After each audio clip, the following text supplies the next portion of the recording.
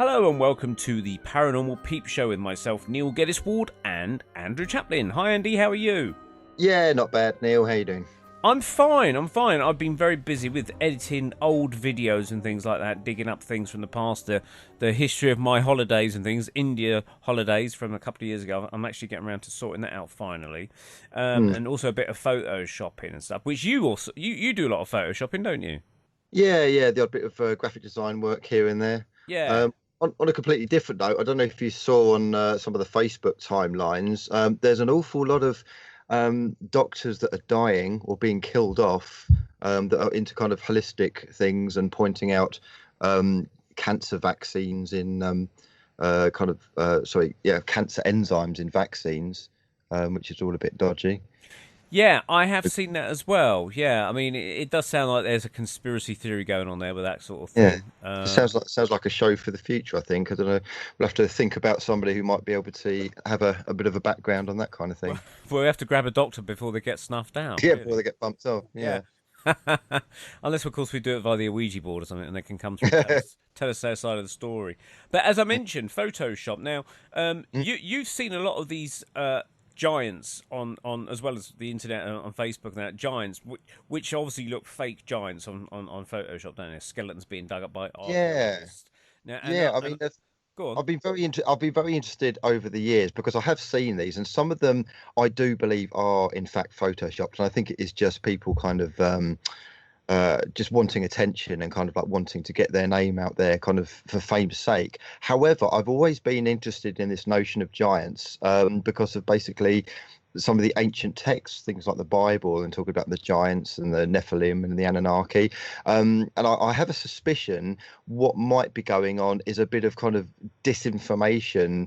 I use Alex Jones's phrase, the turd in the punch bowl. So you've got truth behind it, but you've got people muddying the waters, the turd in the punch bowl, in order to kind of like put people off the scent. So, you know, in the mass consciousness, people just think, oh yeah, it's just Photoshop. These giants, they're just people mucking around in Photoshop, and so they disbelieve everything. However, I don't think you should throw the baby out with the bathwater. I don't think you should kind of dismiss every giant story just because a few people use Photoshop.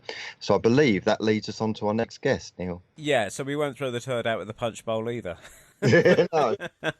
But we will sharpen up our Photoshop skills later. In the meantime, then we'll be talking to our guest tonight. It's Hugh Newman, who will know a lot more about giants than just photoshopping. Hi, Hugh. How are you? And welcome to the Paranormal Peep Show. Hello. I'm really good. How are you guys? Yeah, pretty good. Okay, so Hugh, could you give us a bit of background? I mean, obviously you're going to be talking to us about giants, but you know a hell of a lot of things about Metholithic stone circles and everything like that. So can you give us a brief kind of introduction to yourself and your history? Sure thing. Yeah. I'm based in Wiltshire, near Stonehenge. It's kind of appropriate place to live. I'm kind of quite well known for organising the Megalithomania conference every May in Glastonbury, where we get a bunch of speakers from all over the world and to come in and talk about big stones.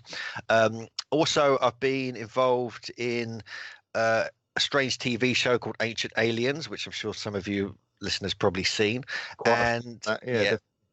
There's quite a lot of them, quite a lot of those shows about now. And also I was involved in Michael's Search for the Lost Giants, which is with my co-author Jim Vieira and his brother Bill, and we produced a book as well about the North American giants, because we have over 1,000, potentially 1,500 accounts now of actual giant skeletons being reported in the historical record and the academic record and medical records for the last few hundred years, but going back potentially up to 10,000 years, and that's just in North America. I'm currently working on a book about the British giants, because obviously, I'm from Britain, I'm from England, and I'll be looking into the giant traditions and the actual skeletons. And what I've discovered just so far, and I'm only about a third of the way into the book, is stunning. It's absolutely stunning what's going on here as well. So a few areas of research. I've just published a book called Stone Circles, one of the small wooden books published by John Martineau, based in Glastonbury. So that's come out a few months ago. So yeah, I'm pretty busy. Wow. So how did you kind of hit upon the giants thing, rather than just sticking to stone circles? What made you focus on giants as well? Yeah, that's quite a strange one actually. It's just become it's just become like a fascination, like a slight obsession. Because I've been into the megalithic sites, and everyone's questioning how do they move the stones, how do they quarry them and construct them and carve them and this, that, and the other. And I've always been aware of these giant traditions and giant stories. And there's a brilliant book by Anthony Roberts that came out in 1978 called Sowers of Thunder about the British giants, which is kind of one of my big inspirations. And I was fully aware of that.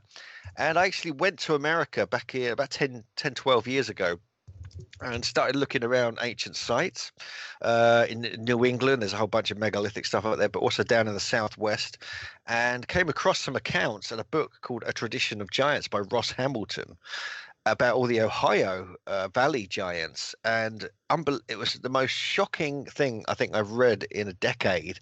And it really opened me up to the reality of giants being actually real. They're not just part of myth and stories and things that are made up or just part of the Bible. There's actual reality to them, and it's extremely strong part of our history, which has been pretty much deliberately covered up, especially in North America. But it's the same everywhere, and the myths and the stories that come with them as well are so fascinating because they're always linked to the sacred landscape, to megalithic sites, to geomancy and dowsing and ley lines, and there's all these connections people aren't really aware of. So we're trying to bring that up, and bring that into the book we're writing now. Wow. So I mean, from what I've seen of the videos you've been presenting on YouTube and things, a lot of these giants are coming up in North America, and they seem to be like with double sets of teeth. Is that right? Yes, that's one of the strangest things, actually. Especially this is mainly North America, this where you get two rows of teeth in each jaw, in each upper and lower jaw. So, and in some cases, there's three rows. There's a case in Florida, for instance, and that was reported by the Smithsonian. But it's a trait. It's a trait of these so-called giants because they're not just suffering with acromegaly or gigantism or giantism or whatever you want to call it. The actual like robust, powerful race, or tribes of humans that were living in North America. With some examples, these red-haired, kind of potentially fair-skinned giants, which is bizarre, going back 10,000 years in Nevada. And so the fact you're finding double rows of teeth, which is an extreme anatomic anomaly, it is quite strange. You also get extremely powerful jaws. You get we even have some accounts of horn skulls, which are reported by academic institutions, which is bizarre. But the double rows of teeth. You're saying, sorry to interrupt. You're saying that the establishment is kind of like verifying that these do exist, because I had the impression that it was all kind of either swept under the carpet or, oh no, that's just myth and legend. That's a good question. Yeah, that's one of the things. Well, when we first approached it, when we started looking at all the accounts we were coming across, I mean, we were searching through libraries, old newspapers, town and county histories, things like this, but eventually we thought, well, we better have a look at some Smithsonian. We actually bought two Smithsonian journals. They're these huge books from the late 1800s. And the 5th and the 12th annual report have up to about 17 accounts of between 7 and 8 foot tall skeletons they've uncovered themselves when they were excavating the mounds back in the mid to late 1800s. And then later, they tried to cover it up with a certain gentleman called Alice Hedlichka. He's this Austrian, and he kind of pretty much ruled the Smithsonian. He was their kind of CEO, if you like, of the Smithsonian from 1910 onwards, and he wanted to cover it up and keep it quiet, but even himself kept finding giant skulls and giant skeletons whilst he was researching. And so he was like, oh, you can't deal with this. So if you look carefully, I actually did a whole webinar about this for my friends who run the Ancient Origins website about giants in the academic record, and there's a stunning amount if you just focus on that. We have the Maryland Academy of Sciences, you have Yale University, you have other universities across North America and Hawaii. You have even Catalina Island, excavations were done there. All across America, literally every state has these giant accounts and in the academic record. So at the same time, if you look carefully and look deep enough into the records, you find the academics were actually talking about this, but then at the same time they were trying to pretend it wasn't there because it didn't fit in with the emerging theories at the time of evolution, manifest destiny, which is like sidelining all the Native Americans to take over their land, and just generally racist agendas that were evident very strongly in North America.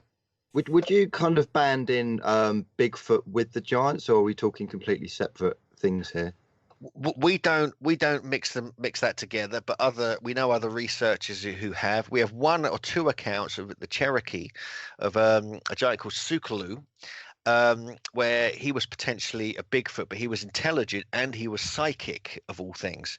And we give that account in the book, and he actually kind of had the hots for this kind of Native American lady, but a mother stepped in and tried to stop him, but she tried to control him. She was telepathic as well. So there's a very strange story, but generally we don't mix it together because what we're dealing with our research is looking for prehistoric evidence, or even just historic evidence going back, a few hundred years and beyond, of human giants, not necessarily Bigfoot or Sasquatch or anything like that. But there is a crossover that has been noted by various researchers.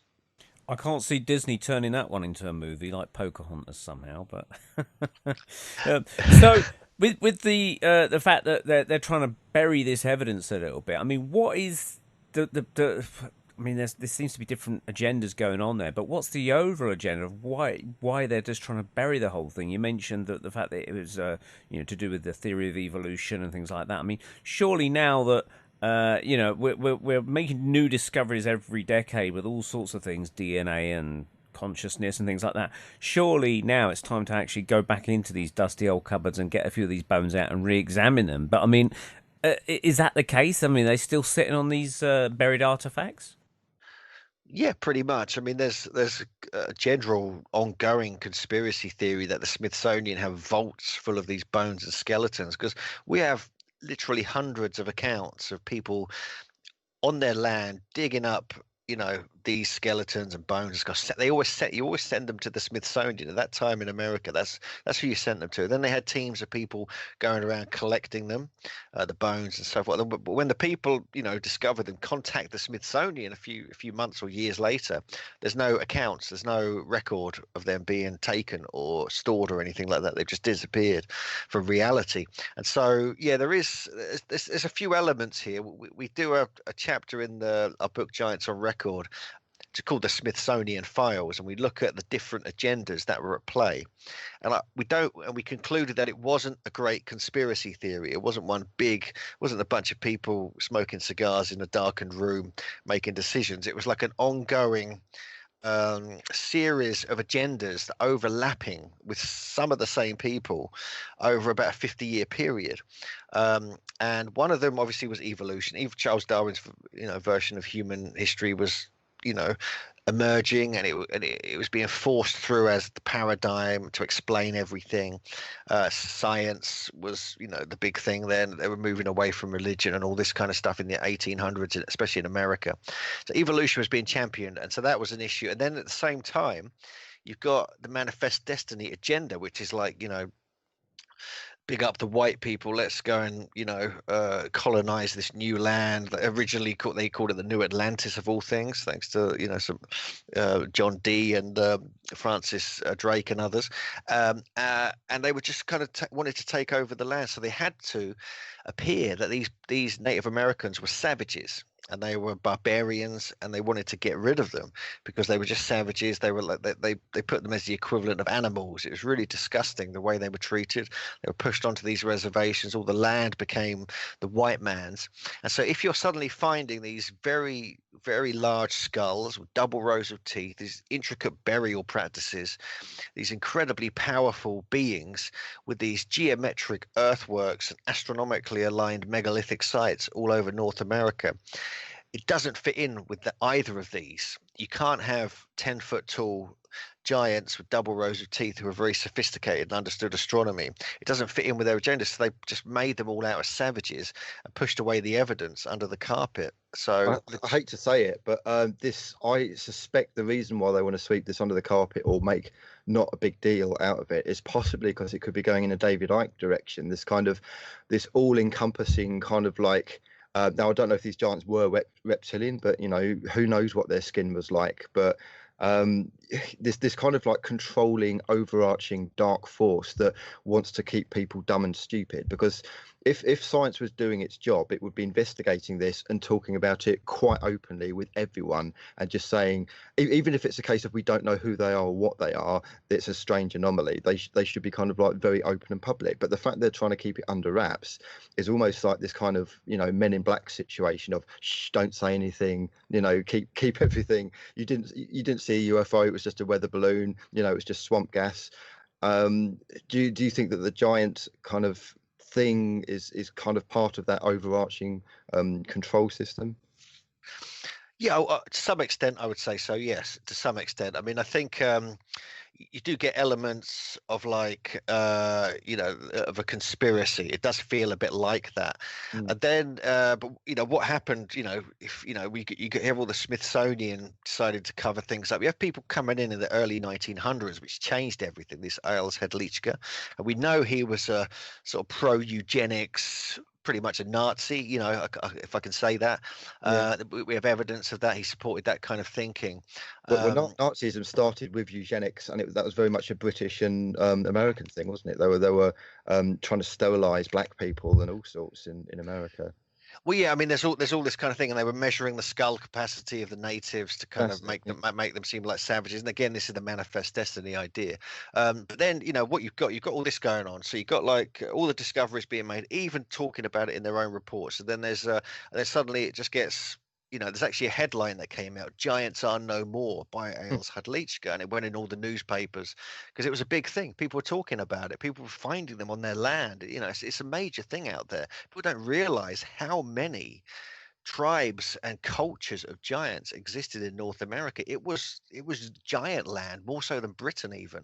It was insane. And so people don't get that. And so the fact that they're trying to cover something up that's so vast over such a long period of time is quite remarkable. And it hasn't quite worked. There's been a little inkling, a little spark there constantly. And now it's come out. It's like come out in the last 10 years, really, maybe 7 years. And we saw that. And we were aware of this before it, as we thought, well, we need to do something about this. And it's part of our, we want to, part of a researcher's job is to uncover things that are hidden, that aren't available to the public. So we took that on, and many other people have as well. And a lot of respect to all the brilliant researchers looking at this, because it is quite a challenge, because you're battling against so many things to kind of get it out there. But one thing that did happen, I just want to mention, is in 1990, a new law came in America called the Native American Graves Protection and Repatriation Act. This is NAGPRA, short for, and this is where all Native American burials and graves, artifacts, bones, everything got taken away by these, with the collusion of the government and the Native American elders and the committees, taken away and reburied in secret locations. But the problem was, all the giants went as well, and there's some that were so old, like there's a big kind of scandal about Kennewick Man. This is up in Washington State, and this was like at least 10,000 years old. There's other remains over that age, like 10,000-year-old, like Spirit Cave in Nevada, Lovelock Cave also in Nevada, Catalina Island goes back 20, 30,000 years. So they're finding all these remains, and the Native American elders and the committees have to prove that they are their ancestors to then bury them and claim them as theirs. But when they're so old, it's almost impossible to do that. So then it becomes an issue, it becomes like a sort of a political game. So there's all this stuff going on. So we've got not only the Smithsonian covering things up, you've got NAGPRA not exactly covering things up, but just taking away all the evidence. And it's actually highly illegal to have any bones or grave goods or skeletons or anything like that in your possession. Or if you go and dig any up, you can be put in prison for years. So it's a real issue. So we had that issue when we were trying to write the book and do the TV show for it was on History Channel in late 2014. And we kind of, you just come to a dead end because you can't break the law. You're going to get in big trouble. So we had to use old accounts to kind of, put the story out there. Now, you also found photographs as well as newspaper clippings, didn't you? Is that right?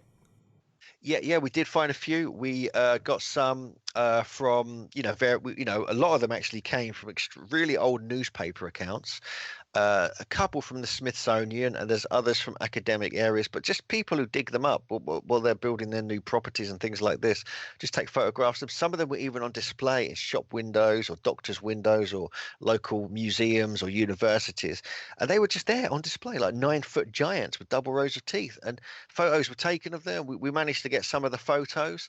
There's one in Illinois that was found, I think Steelville, Illinois. We actually found that by going through the local libraries microfilm. And we knew of an account, roughly the date it was supposed to be found. We heard of it just through our research, but we never saw the picture that it mentioned. So we went through in the library and actually found the picture, and we were like, boom. So we actually put it in our book, and we got we have a few exclusives like that. So there's so much going on there, and we're really just scratching the tip of the iceberg. I mean, in the book we only put 250 accounts in. There are at least 1,500 now, and more are emerging. Now people are into this. They know they can go to their local libraries and look through the microfilm, look through the old town and county histories, and you find things. And I'm finding it's the same in Britain and Europe and other parts of the world. If you just dig deeper, sometimes you have to let go of the internet for research and go deeper, and you find things which are just so compelling. And talking of the internet, actually, I mean, when I first came across these kind of photos, I thought, wow, this is fantastic. And then I kind of digged a bit deeper, or certainly the photos that went out on things like Facebook and stuff. But then I kind of like realized that there was a bit of photoshopping going on. So I thought, oh, well, it must be all kind of like a load of rubbish. But then I kind of like dug even deeper and found, as you say, there was even older photos way before Photoshop. But I really think there's an attempt by somebody, whether it's the establishment or jokers or whatever, to try and muddy the waters by creating deliberately Photoshop kind of giant photos, so that when people look at them, they think, oh, well, the whole thing's a load of rubbish. Have you found that, Hugh? Absolutely. Oh my God, that is like the bane of any It must be. giantologist. It must be. You wouldn't believe it. Yeah, no, we actually have in the book, in the preface, we actually have a thing about that, saying, look, these are the hoaxes. We list all the hoaxes we're aware of. We list all the fake photos, and a lot of the best fake photos of giants come from a Photoshop competition from 2002 by a website called Worth 1000, and it was like an archaeological competition to create the best Photoshop archaeological giant. So this was way back in 2002, before it was like a thing. It wasn't, people weren't really talking about the giants too much back then. And then that came out. Could it be the case? Could it be the case, Hugh, that some people were aware that the whole real giants issue was about to spring out, and they preempted this and wanted to muddy the waters in advance? Yeah, I mean, the waters have been muddied since the time of Smithsonian, and it's continued in various stages. And I do agree with you to some extent that is the case, and it's the case now. So whenever we have, I mean, I don't know if you know some internet skeptics that absolutely try and destroy us every time we publish a book or like put a TV show out. They're trying to discredit us constantly, and all we're doing is, look, we're not trying to force the fact that giants existed in your face. We're just presenting the evidence as best we can in a coherent manner, which is readable to the general public. Here you go. Now, if you want to believe it, you can. We don't necessarily believe it. We just want to present it because it's compelling to us. Please go away and do your own research and make up your own one. And we always leave it like that. We haven't got an agenda. We're not trying to push, a belief in giants or anything like that. We just, but so you got to, you have to approach it like that because of what you say, because you got to deal with the constant muddying of the waters. And it's good just to, we all, I mean, at the first, as soon as you open the book, you see all the fakes, and a bunch of the ones you're talking about, we put in there to say, look, don't take the internet's word for gospel. It isn't correct. There's much more to it than this. So yeah, that certainly is the case. So with the idea of all these Native Americans trying to prove their connection to these giants, does DNA come into it in some shape or form? I mean, is anyone allowed to go and examine these bones to that extent, or is no one actually physically from the 21st century got their hands on a giant bone as such? That's something we're kind of we're working on that sort of quietly, but we want to keep it very above board. We don't want to, get in any trouble or anything. But we're just fascinated by this. It's just a passion of ours. We want to find out the truth. Anyone does. So why not? We have people. We have an anthropologist who was originally a skeptic, who's kind of interested in actually if he could get a bone, get a sample. There might be something interesting here. And then we've got another friend, colleague, writer, who may be able to fund it. So we're just waiting. We're just seeing what happens here. But I think it's just a time thing, it's like a time capsule waiting to come out. Suddenly something will emerge when you least expect it to prove that this is most certainly a reality. But it's a really dodgy subject to get into when you're talking about DNA, you're talking about races and all this kind of stuff. Because basically we've been called racists, white supremacists, and we are just not any of these things. We're just, seekers of the truth. That's all it comes down to. Oh, that would be the liberal leftist agenda. Anything that goes against the establishment must be a Nazi, and anything out of my small, tiny paradigm of what I think is right is Adolf Hitler. And that's how the liberals think. I mean, we get a lot of that, but we're just like, whatever, people who know us know better, we're just, and so, it's just one of these absolutely weird and fascinating subjects, especially when, we'll talk about this more later, but what the folklore there, the giant traditions in North America are mind blowing as well. Plus you've got the fact that from the 1500s onwards, you got all these travelers, you got all these navigators, the Spanish, the English, going over to America, and they're having personal interactions with live giants between 7 and 9 feet tall. And there's thousands of them they meet. They're at war with some of them. They have to battle them. You get some giants who meet the early presidents in the early 19 and 1800s and so forth. And so we put this all in the book. We put these early explorers' encounters with giants in the book, because it's like, hang on a sec. So you get an actual first-hand written accounts from presidents, from politicians, from famous people, from judges meeting these giants, or with the Spanish fighting with them, and so on and so forth. So there's too much there. So we just we just want to put it all together. Here you go. See what people think of it, and we've got mostly a good reaction to the research. With the samples that you've got, was there any skin samples? Because I'm curious to know if there's human type skin, or whether there's kind of lizard type reptilian skin, or what's going on with that. I haven't come across anything that isn't human, basically. We have some anomalies. We've got things like horn skulls. We've got like 4 or 5 accounts. We've got some skeletons with tails on. You got 6 fingers and 6 toes happens sometimes, but the skin, no, I've not heard anything about that. But there are mummified remains that were witnessed in photographs. I've seen the photos. We use some of them in the book from Nevada and like the Florida bog mummies and things like this, and you can see that it's just standard skin. But one of the strange things is, which again is a controversial subject, because this, that, and the other. But like in the southwest, in Nevada, Arizona, and into the Catalina Island, you've got first-hand accounts written in the 1500s by Spanish explorers and Christians and so forth, talk about these ruddy, fair-skinned, freckled people with red hair on Catalina Island, and blonde hair, which is off the California coast near Los Angeles. And you've got remains there that go back 40,000 years, evidence of human occupation go back 40,000 years. So this is rewriting the whole Clovis land bridge thing, all this kind of stuff anyway. And then you've got in Nevada, you've got Lovelock Cave. And again, there's traditions of the Paiute tribe who used to battle what they called the Saiti-Ka, who were the cannibalistic red-haired giants, who also, in some cases, had freckles, fair skin, red and blonde hair. So you're like, hang on a sec, well, who the hell are these people? How do these fit into the whole kind of process of migrations and early Americans and so forth? So it's a really confusing and quite bizarre prehistory that hasn't been properly looked at yet.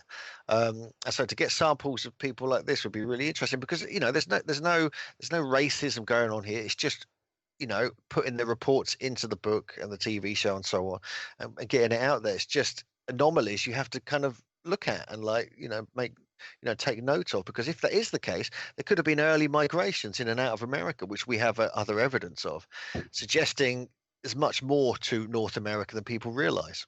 Yeah. I mean, I'm totally with you. It's not a racial thing. It's a facts thing. You're after the facts. So with the teeth, I've got to ask this: were the teeth human type teeth, or were they kind of sharp pointed teeth? They weren't vampires, I don't think. Yeah, but no, but yeah, no, they were mostly normal teeth. But there's a few anomalies with the teeth I can mention. There was some fanged teeth, just slightly fanged. There's like you get the molars, I think, at the back of the mouth. Yeah, the sort of thick teeth, almost like double sized teeth. Sometimes you have a whole row of them all the way round, so you don't have any like incisors, I think, at the front. That was quite weird. And then you get very, very good teeth, like almost like the skeleton or the burial can completely crumble away, and you have these pristine, perfect teeth survive. So either they had really good dentist, or it was an anatomic trait, a genetic trait that they had extremely good teeth, or which is bizarre, And then you got to think, hang on a sec, so. You got double rows of teeth. You got really strong, powerful jaws, and we know this is gets kind of weird here that they were cannibals. Lots, not all of them, but some tribes had cannibalistic tendencies, and there were like different qualities of tribes. There were some who were just like kind of ravenous hunters. There were others who were much more intelligent, building the mounds and things like this. But you do get that. You get this cannibalistic thing, much like you get in the traditions in Britain as well. So that's quite weird in itself, and it may explain why they needed strong double rows of teeth and big jaws. I just can't help think, but the whole David Icke thing, the reptilian thing, even if they didn't have lizard skin, based on kind of like the ancient texts about these kind of giants, from heaven to earth, the horned thing, the tails, you're saying, it's all a bit kind of like the giants from the Bible, the Anunnaki and the Nephilim and all of that kind of thing. Have you seen kind of parallels with that? Have you come across giants in the Middle East and that sort of area? Yeah, no, for sure. Yeah. We just got back from Lebanon and Egypt. Actually, I've done a lot of research in that area, and you do get accounts there. You get amazing stories and the biblical stories as well, obviously. But there is a theory which has been put out by other researchers like L.A. Marzulli and Fritz Zimmerman and others. I think Jason Jarrell as well has talked about this, where they believe that. Because these are kind of mostly Christian people, they have this belief that the Nephilim, because they kind of disappeared from the historical record and they fled when they were getting destroyed by Moses and all his crew during the Exodus. And apparently one of the ideas that they fled and they moved through Europe, became the Beaker people, ended up in Britain and then over to North America and were mining the copper from the Great Lakes area in Canada and Michigan and Wisconsin. And there's evidence going back at least maybe 8,000 years of copper mining. And also there's giant handprints there. They found skeletons in that area. And so there is potentially an idea that they came over from, originally from the Bible lands, over a few hundred years, probably over to the Great Lakes and then spread down from there. So, and we actually have evidence in the DNA record, which feature in the book. And this is my colleague and friend, Andrew Collins, was part of the research for this. Is that they found certain tribes around the Great Lakes that grew very tall and even had double rows of teeth or supernumerary extra teeth. And so it may have emerged, it may have instigated, there may have been genetic mutations, there may have been interbreeding and so on and so forth that caused this, or even atmospheric conditions and dietary conditions as well. And so you do get this, and then you have a look. Then you kind of look into the folklore, and then you get into things like Atlantis. They came from the east. They believe they came from the sea. Different islands. So there's the whole story with this that people have connected with the giants of the Bible. They died out, though. I mean, this is the thing. There doesn't seem to be any existing giants apart from you get the odd world record break that's in the Guinness Book of Records. Neil. Yeah. Did they die out or did they go underground? Well, okay, well, they need to dig big holes to go underground. There's plenty of big holes all over the place. But generally, I mean, there seem to be races of them, but there don't seem to be them anymore on a large scale. So what happened, Hugh? Where did they go to? Yes, good question. The answer to that is we're not sure, but we speculate about it in the book. There's some one idea that people put forward is that um, in North America, for instance, they were like elite groups of giants in each tribe. They often had their own little village, and they bred between themselves and other elite groups of other cultures. So there's almost like the elite astronomer, priest types, the shamans. They were the tall ones, and they wanted to keep their bloodline clear, by maintaining their height and stature, and intelligence and things like this. So they would only breed between themselves and other tribes that had these elite groups of giants. So that kind of changed very much so. Over time, and you can see there's different times where the different wars were going on between different cultures, especially around Ohio and the New York area, which we've got a lot of evidence of. And actually, Ross Hamilton and before him, the great Native American scholar and activist called Vine Deloria Jr. reconstructed the history and prehistory of the giants in North America, what they did when they fought each other, they battled. So there was huge massacres and things like this going on that people don't know anything about, but luckily people like this are put together.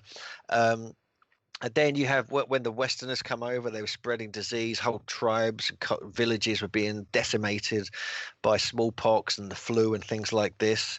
Often the warriors who go out at the front with the tall ones, and they'd be killed off first. There's all these different ideas, but even in Britain, we have the great foundation myths where all the giants were killed off by Brutus when he came over from Troy, and his colleagues and his warriors. And there were just a few remaining giants, and they managed to kill them all off, Gog Magog and others. And so you always have these stories and traditions that talk about them dying off. So if they were there in England, they most certainly were there in North America, then that's probably part of it, how they kind of did die out. It's quite amazing that the giants, the supposedly superior, stronger ones, are getting wiped out by us little midgets. It's quite shocking, really. It is quite shocking, but when you bring in foreign weird diseases over and things like that, and you're outnumbering them, to such an extent. But I mean, you should see some of the stories of there's some amazing stories. I mean, we've got them in the book, but you can kind of Google some of them. Of actual interactions with giant humans with smaller humans written down, but back in the 1700s and so forth, and they really don't like each other. It's quite amusing. But I mean, it's just a fascinating thing, and you seem to get this all over the world. It seems like cultures just change. I mean, nowadays there's a whole area which is being researched. This is mainly by Andrew Collins and Greg Little, both brilliant researchers, friends of mine as well, who've I've been working with on this. And there's a whole new type of human called the Denisovans, who come from the Altai mountains of Siberia, which date back to at least 40,000 years ago, 40,000 BC rather, potentially to 100,000 years ago or more. And they found these finger bones and these teeth, which are like twice the size, or certainly nearly twice the size of modern humans. And it's a whole different type of human that's never been recorded before. So there's this big hoo-ha going on about that at the moment. We mentioned it in the book when it came out a couple of years ago, because it was compelling at the time. More research is currently being done, more discoveries are being made. But that is intriguing in its own right. So there could be giants going back 40 to 100,000 years. Then we also have Homo heidelbergensis, or Homo heidelbergensis. These are another strain of human, like an archaic human, that were evident, and they were related. They were around before the Denisovans. The Denisovans were related to them. They were around in Europe and Africa. And some of the research about them is that they were at least routinely, at least the ones in Africa, because they found fossilized bones, 7 feet tall, and they were around from 100,000 to 400,000 years ago. Then Michael Tellinger, you may know him, he's a South African researcher, met a gentleman, Professor Francis Thackeray, at the university in South Africa, and actually they showed him this. They were talking about this bone, measuring it and everything, and he said, "This is amazing. This is twice the size of modern humans." So we're talking between 10 and 12 feet tall. So there may have been, humans roaming around the Earth between 40,000 and 400,000 years ago, who were from 7 foot to 12 feet tall, and yet no one talks about this. It's completely eradicated from, there's even alternative researchers that don't like the idea that Denisovans may have been giants. Why? I mean, what's the problem with that? There were dinosaurs, there was megafauna, there was mammoths, and so on and so forth. Why couldn't there be slightly taller humans? What would it be in the evolution of humankind that would perhaps make a race of giants alongside, the average 6 foot person? Why would there be two, what appear to be separate strands of the human race? I mean, obviously we've got midgets as well, and there's smaller races of people. So what? I mean, you try and explain it. Maybe that the environment they're in, they have to, like I was talking to my girlfriend yesterday about giraffes being a very odd creature, and anatomically very difficult to cope with the fact that it's got such a long neck, and when it runs it must be bloody awkward for the giraffe to run with its long neck waving about, and it seems a very odd sort of way of evolution to try and structure an animal like that. So why would say the North America continent, for instance, throw up in evolutionary terms someone that's grown to say 12, 13, 14, 15 feet, and then someone that's only grown to about 5 feet? Where is the logical reason for these giants needing to be that big?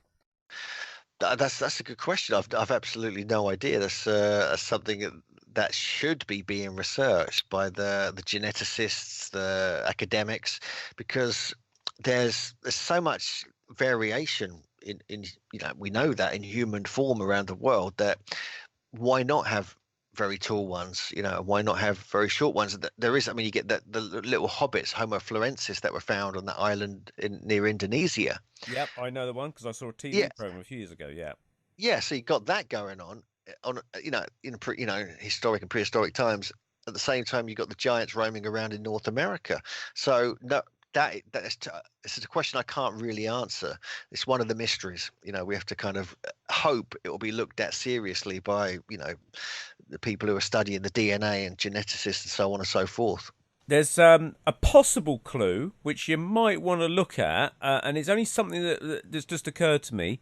I remember watching an episode of Rich Planet, which is a very good program on the internet for those that are interested in that sort of thing, and they were talking about the fact that dinosaurs, if they were presently around in today's world, because of their size and their structure, their long necks, and I was obviously talking about the giraffe as well yesterday, the fact is that they wouldn't be able to cope with their weight in today's world, because apparently the theory is, anyway, is that back in the time of the dinosaurs, our gravity was a lot less than it is today. So then that makes me wonder about the giants. Maybe, you're talking about 100,000 years ago, potentially, maybe then our gravity was a slightly different kind of strength, which enabled the evolution of these giants to come forth. I don't know. It's just my idea off the top of my head. Yeah, that's a valid idea. We mentioned that briefly because that is a theory that has done the rounds, and also the atmospheric theory, the different levels of CO2, carbon dioxide in the air.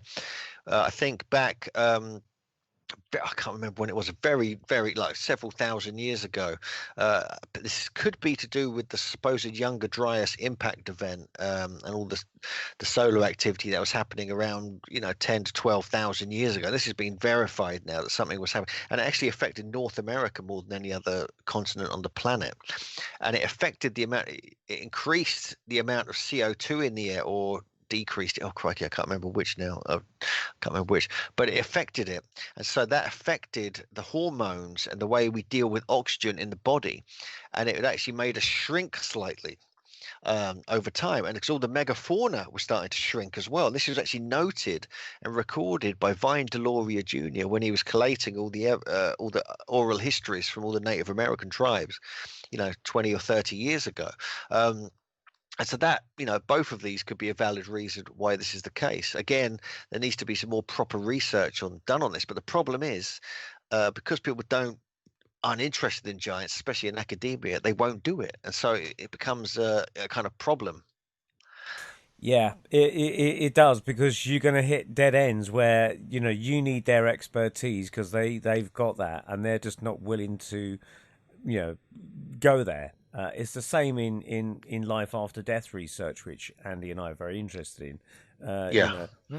We're pretty sure it does exist, life after death. But the tools of the trade are not available for us to play with. But up in academia world, they've got all these wonderful bits of kit that could probably prove it, but they're not going to do it. But Well, yeah, this is for where the political reasons and overarching everything. Yeah. this is where the overarching dark shadows of your Brian Coxes and your Richard Dawkins and it's obviously a load of rubbish without any investigation whatsoever. Yeah, exactly that. Now, Which really gets on my nerves. it was interesting you mentioned earlier, Hugh, about red-haired giants, because I remember reading in The Guardian about 15 years ago, maybe less, about they found in China, in a desert in China, 2 mummified, maybe 3 mummified bodies of what appeared to be Westerners out in China, because they had red hair and possibly tartan clothes even, which was an interesting thing. And they remarked in the article that it's quite interesting that the Chinese have actually opened up about this, because they're suggesting that before even the Chinese race were there, that there was these Westerns, and it looked like they came from Scotland by all accounts. It's a weird thing. And what the hell are they doing in a desert in China? It's amazing where these people turn up. Yeah, no, I agree. Yeah, that's one of the things I really want to go and see these. Apparently, they're in a museum now. You can actually go to the location as well. Just quickly, Neil. Did they date them? This is an interesting one. Did they date? I can't remember. Hugh, maybe you've got more info on that. Off the top of my head, without checking, I think they were about 3,000 years old or 2,500 years old, something like that. Now this is the interesting thing, because historically with the Scottish people, tartan is not a new thing. This is something I learnt and I was quite shocked by. But tartan was actually, I believe it was around about the Middle Ages, where some Belgian textile people came over and they basically sold tartan to the Scottish people.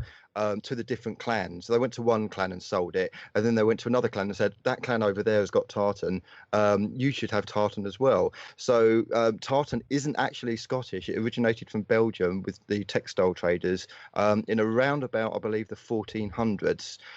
So if they were wearing tartan that's 3,000 years old, then it's not necessarily Scottish.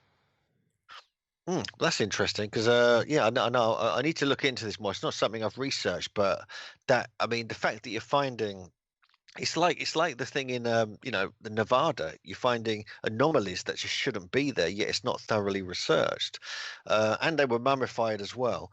But I think the thing with the tartan is, I read, this is a long time ago, I don't have the details, that it was actually identified as a particular clan or something like this. But I might be wrong. But the fact is, you're finding red hair in places you shouldn't find it. You're finding it down in Peru. You're finding it down in the west coast of Peru, with the Paracas culture, the Nazca culture, and so on and so forth. You even have evidence of the red hair and blonde hair being present in the Inca, the royal Inca, not the the main populace, but in the royal Inca people. You've got it in. There's talk about it in certain parts of Mexico, mainly along the western coasts, and all through North America, especially the western side, but also down in Florida. And so you've got a question: what on earth is going on here? So is there? And then they've done. L.A. Mazzurli was involved in some DNA tests. I don't know how valid it is, but that they realised it actually may have come from like the Black Sea area of of Russia and the Middle East and all that, just that kind of part of the world rather than the Americas. And so, I'm absolutely convinced that there was stuff happening in Scotland right after the end of the Ice Age, and there was stuff happening there, and there was communities there. Orkney was being inhabited a lot earlier than people realize, and you have to question, what they found is that the whole of British megalithic culture and European was influenced from Orkney, from the area. So something was going on then. That suddenly there was a better climate, a temperate climate, and the influences. And so who knows? There could have been. It could have had tartan back then as well, and it could have been. It could have influenced and spread to the Belgians and come back. Who knows? Now, good old Wiki, good old Wikipedia. Now, I don't know if you can fully trust Wikipedia, but here we go. Tartan is particularly associated with Scotland. Scottish kilts almost always have tartan patterns. Blah blah blah blah. But then it goes on to China. Interesting. Whilst you're looking that up, I lived in Orkney for a few years, so I know quite a bit about it. So it's interesting that it's the epicenter of Europe by the sounds of it. Yeah, I mean Orkney is just a stunning place. It's we popped up there last summer for a week or two, and it's just something about that place kind of gets me. But apparently there's stuff there that there's evidence of human occupation there much earlier, which is something that my friend Andrew Collins has been telling me about. So I need to look into that a bit further. Okay, so good old Wikipedia. Now I'm not sure if you can fully trust Wikipedia, but it's generally speaking fairly true. It says today modern tartan is mostly associated with Scotland, and it talks about that. Then it talks about it's linked with ancient Celtic populations, which flourished between the 8th and 6th centuries BC. So it does look like there was some tartan before the 1400s. And it also says there's a textile analysis of fabric from the Tarim mummies in Xinjiang, northwestern China, has also shown to be similar to that of the Iron Age Hallstatt culture. Tartan-like leggings were found on the Churchian men, a 3,000-year-old mummy from the Taklamakan Desert.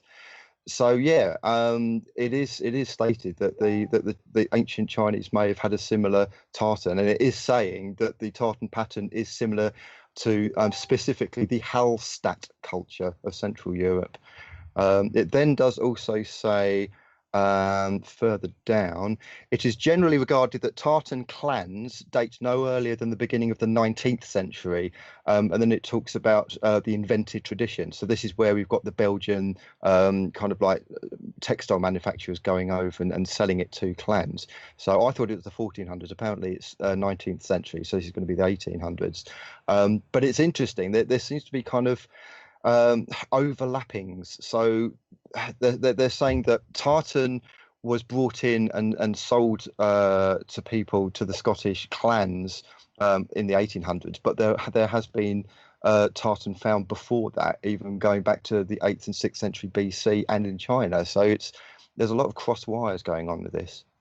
Yeah, so definitely no Billy Connolly's trekking to China back 3,000 years ago. Then it's maybe the Belgians or something. Maybe they were actually trying to flog it to the Chinese, and they didn't make it in the desert, unfortunately. Well, of course you've got the silk routes, haven't you? I mean, I don't know how far the silk route goes back, but you have got the silk routes from China to the west, where they were trading textiles. But I don't know if they went back 3,000 years. I wouldn't have thought so. No, interesting though. Now we're nearly coming up to a break, not quite. We've still got a few minutes yet, but I mean, as we've been talking about Orkney and Belgium, we're almost leaving North America now and coming back to the British Isles. I'd like to speak more about this in part 2, but if we can just touch upon it now, you're writing a book, Hugh, to do with British giants. So how does that compare then with the North American giants? Yeah, I mean the book. I'll give you the book title. It's going to be called The Giants of Stonehenge and Ancient Britain. You've got to have Stonehenge in there because it's a different thing, really. It's because you got with North America, you're only looking at the last couple of 100 years of records. So you kind of know where to look. You have to keep looking, obviously, but you know where to look. Whereas here, you've got literal records, written records going back, over 1,000 years, even older than that.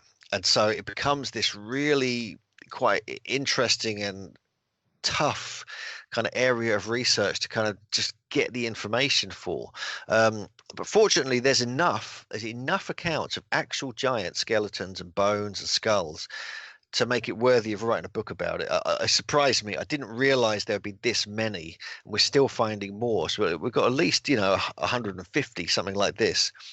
Even at Stonehenge, there's like 3 accounts of actual extremely tall skeletons being found near Stonehenge. One of them's 9'4", another one is 14 feet tall, which is like the largest range that you find actually in North America. And so this is intriguing. So they're all within possible limits. There's another idea that it may have been 12 foot, but then when you look in the different, we're talking about antiquarians, we're talking about early archaeologists, we're talking about town histories, we're talking about, just newspaper accounts in a similar fashion to North America. But there's such a strong and lengthy giant tradition in Britain that it must go back to the Neolithic era. It must go back to the time of the megalith builders. We're finding that there's actually been evidence of this actually being confirmed, that some of the folk stories do go back 5,000 years, as reported on various websites and the newspapers, the BBC and so forth.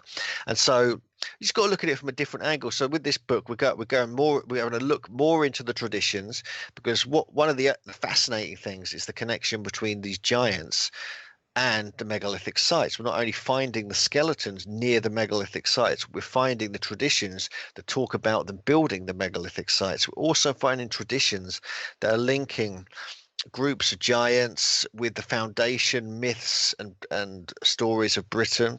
We're finding them linked with things like ley lines and even earth energy and geomancy and stuff like this. It's all connected. And so we're kind of looking at it, we're looking into like how it links with the megalithic cultures, but also trying to decode what the legends say and to sort of trying to reconstruct what may have been happening with these giants in ancient times.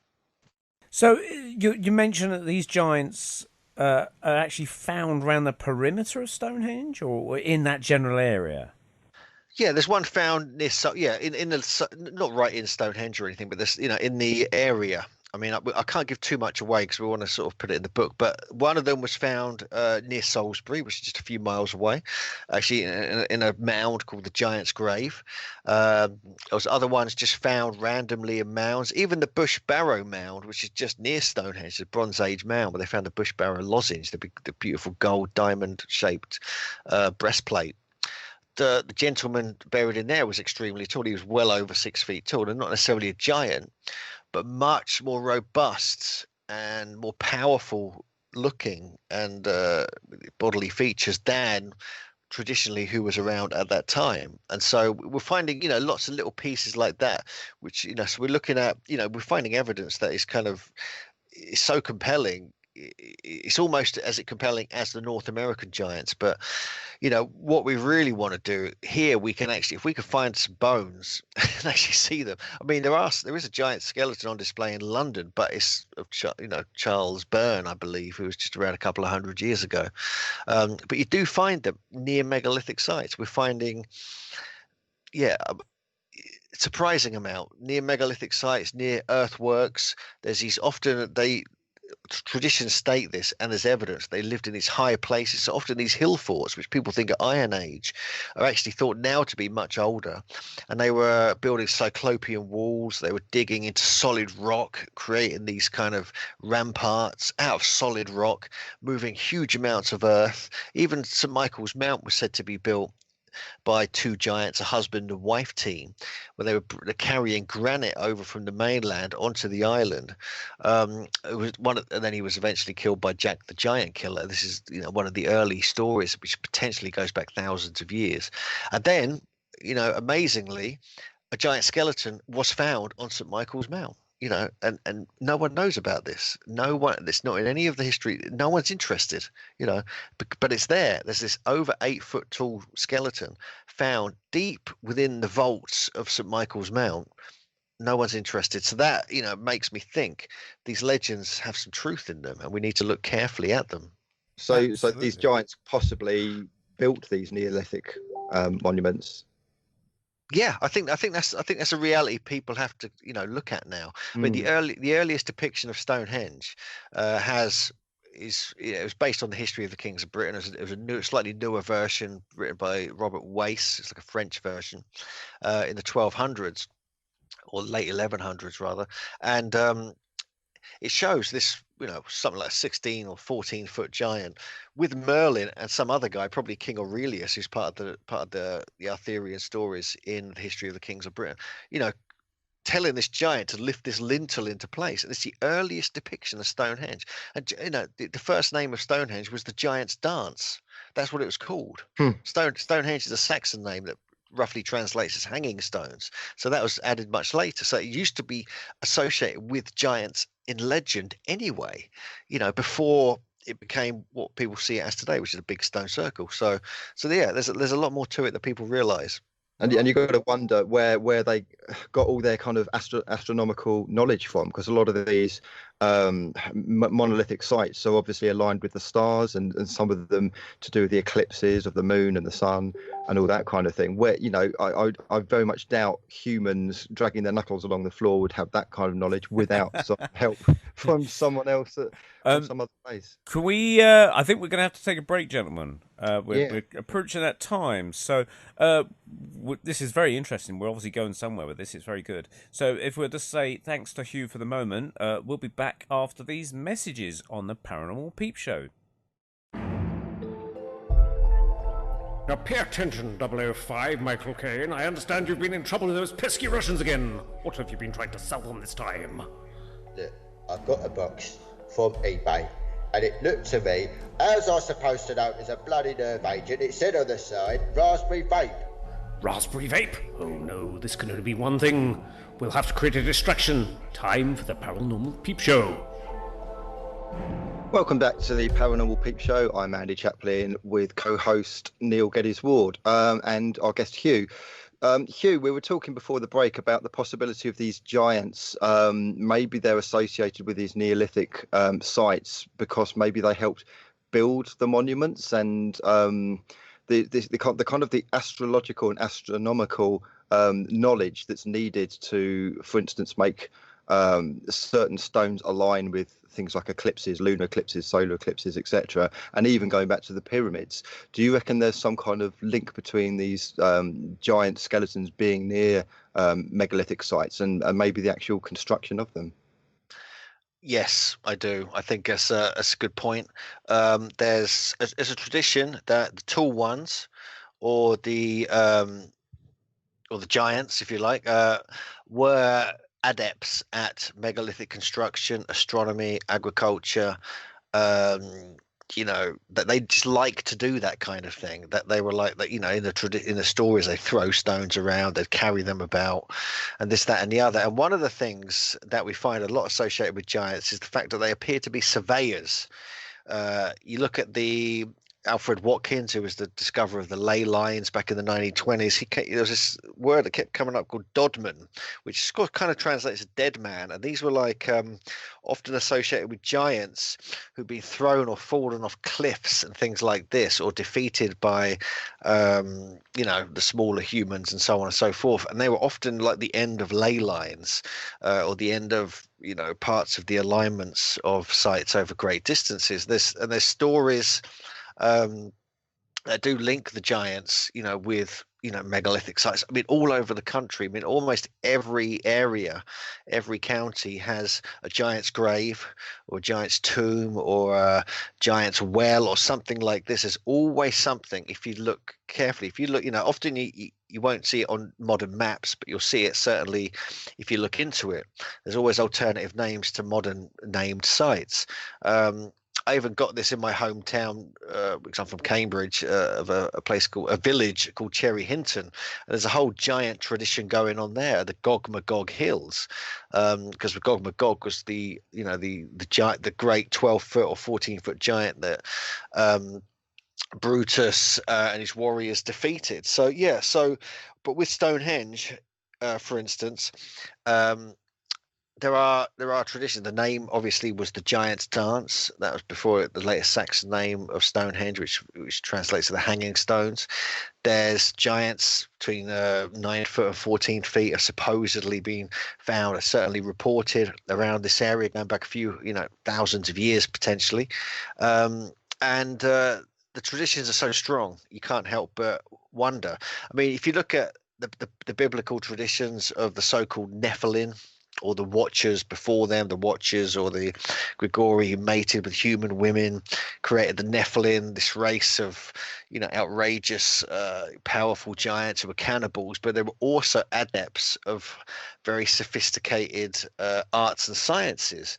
And these are the arts and sciences that the giants of Britain were said to be adepts at themselves. And so we have to, we have to look at that as a kind of reality.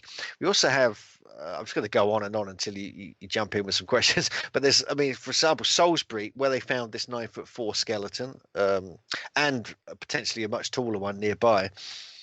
There's a tradition every year for like the last something like 150, 200 years, where they parade a giant around town. This giant effigy which is like 18 feet tall now, and strangely he's now called Saint Christopher. He was given the name Saint Christopher a few hundred, it's about 100 years ago or so, and it's definitely not an effigy of Putin.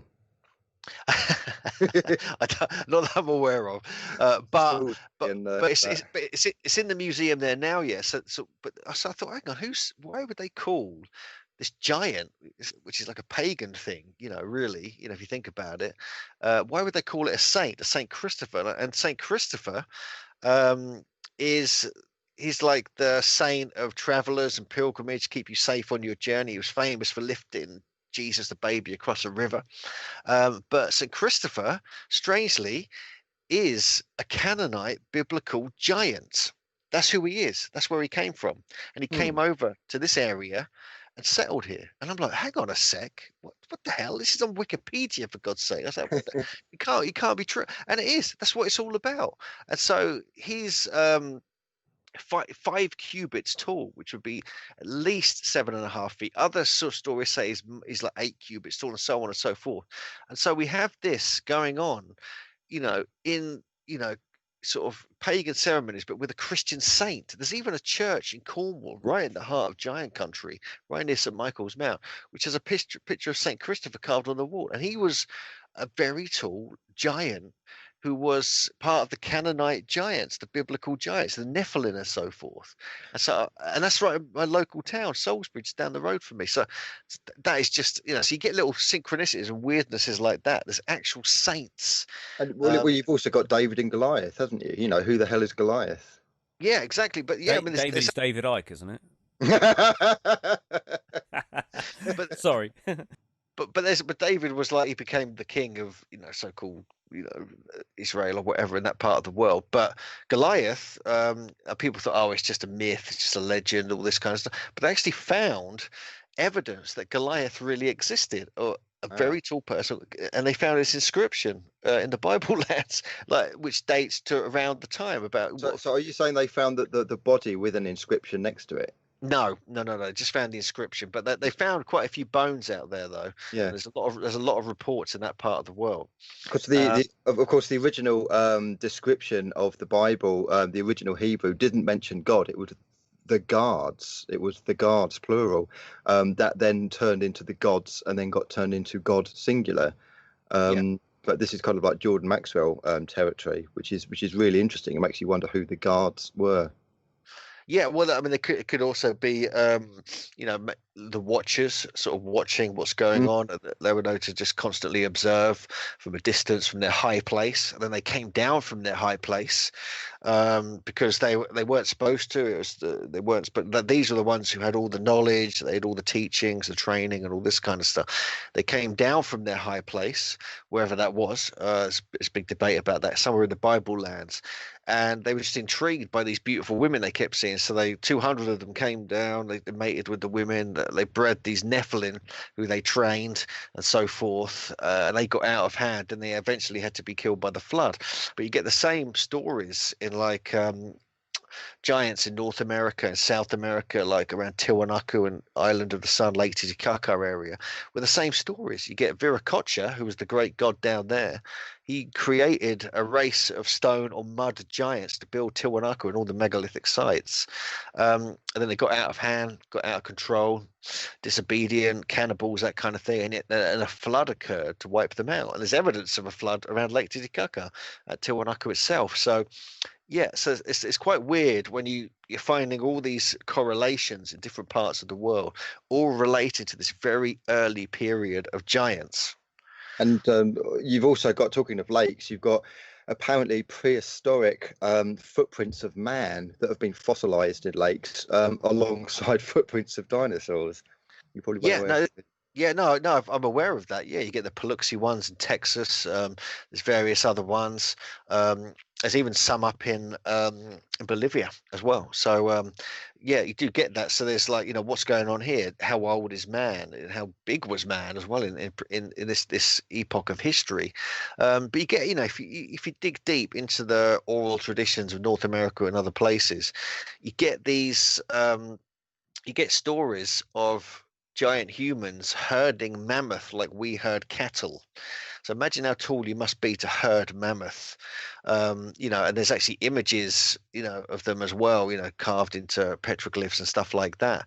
And so, yeah, it's just a weird thing. The more you look into it, the more we have to accept the reality that giants were around in prehistoric times. If the legends, like we're fascinated, I suppose, our society with giants, because we've got lots of, like you mentioned, Jack the Giant Killer, Jack the Beanstalk, things like that, stories that circulated. I mean, when I grew up in the 60s, 70s, there was the TV series every Thursday afternoon on TV, Land of the Giants, which I avidly watched. I was always fascinated by that. It's like we've got this memory, a race memory of giants, but we don't quite know where it's come from. And I was wondering about the fact that, for instance, Jack and the Beanstalk, the origins of that story. I've never really looked into it, but I'm just wondering how, the fact that giants lived higher up on a different level, somewhere in the clouds in the kind of the films and the depictions. And Jack obviously has to ascend this beanstalk to get to them and take the gold. Now, that strikes a bit of a chord with the Zachariah Stitchin and the idea of the 12th planet, or whatever it is, the extra planet that comes into our solar system, where it's got the Anunnaki and they come down and they mine our gold, possibly connected with the idea of giants as well. I mean, could that be connected, or am I clutching at straws here? I'm not sure, to be honest with you. The Jack and the Beanstalk, I know, came a bit later. That was like a Victorian invention, but there is evidence, similar stories regarding the beanstalk and the giants were around 5,000 years ago. So it's quite intriguing. But that you mentioned high places, like almost every story in Britain, especially in Cornwall and Wales, they talk about giants living in these extremely high places, up in the hills, on these tors, on these peaks, almost in the clouds. So that would be a reference to Jack and the Beanstalk. And also you've got the same thing happening in the Bible lands, where the Watchers, the giants, came down from the high places, and they always tended to reside there. You also get that in North America. Amazingly, there's like these hill forts that people aren't aware of in North America, very similar to the ones in Britain. In fact, you also have the mounds where many of the giants were dug out of. And so, they always veer towards the highest places. And there's even traditions in North America where they were called Watchers, or a very similar name, where they were observing from a very high up place. They could see for miles, they could see in the dark and all this kind of stuff. And so you get these correlations around the world. And I think Jack and the Beanstalk, even though traditionally it's a spin-off, as such, from the Jack the Giant Killer stories, there's other stories in different parts of Europe which talked about these beanstalks and trying to get the pot of gold. And often, there's references to giants along with dragons protecting areas where treasure is buried. Right. So there's connections with gold, giants, material goods, and things like that. Sorry, talking of the North Americans, they also describe these ant people living underground, and they describe them as, wait for it, slim, thin bodies with big heads and ant-like eyes. What does that remind you of? Yeah, people. That's what it reminds me of. The Great. Oh yeah, okay, yeah. If you want to get into the ancient alien theory, yeah, no, for sure. I mean, there's stories of like North America. I mean, this is really quite intriguing. I haven't really studied it too much myself, but I'm certainly aware of they talk about the earliest peoples coming down from the sky, like literally describing alien experiences and UFOs arriving and interacting with them and sharing knowledge and taking some of the elders away and bringing them back and so on and so forth. And some of them ended up disappearing underground because they preferred the environment there. So that's part of this tradition. I don't know if you've seen Cowboys and Aliens, but there might be something in that. Oh yes, pretty good Saturday night movie, that one. Now I don't think I've seen that one actually. It's pretty good. It's a fun thing. Harrison Ford and Daniel Craig, I think. Yeah. But anyway, we digress. One of the things that I was interested in one of your videos that I've seen is that you mention some giants with elongated skulls.